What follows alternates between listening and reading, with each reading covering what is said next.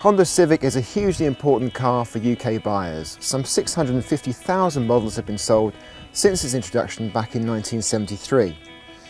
This 9th generation car is more civilised, more grown up and cheaper to run than ever.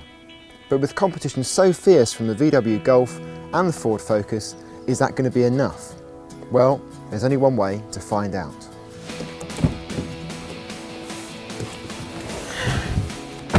Honda hit on a winning formula with the last Civic, and the new one doesn't look much different. It's simply a bit more aerodynamic.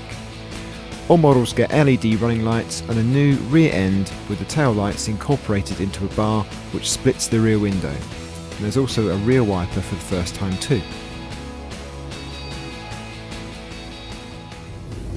First thing you notice about the new Civic is that it's much more comfortable than before.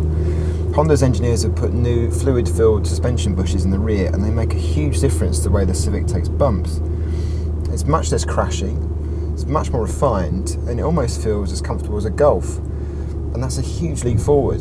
So is the new Civic capable of putting a smile on your face on a twisty road? Well, changes over the old car include new electric power steering and a trailing arm at the rear which is actually stiffer than that of the old Civic Type R. And it's certainly a very agile car as a result. It turns into corners really well, there's lots of grip, and although the steering hasn't got as much feel as, say, a Ford Focus, it's still a lot of fun to drive.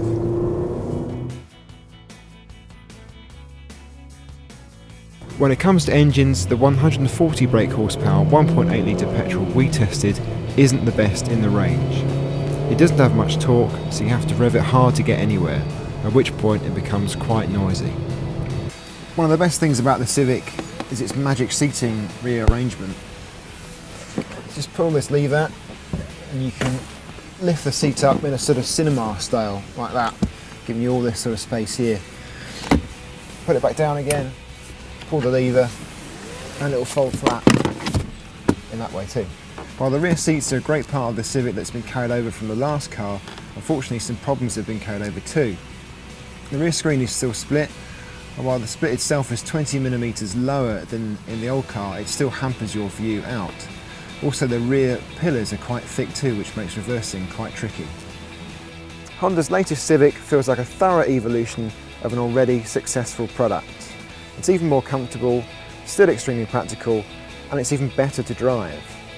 But there are still some rough edges, and our biggest issue with the Civic is that it just doesn't stand out that much.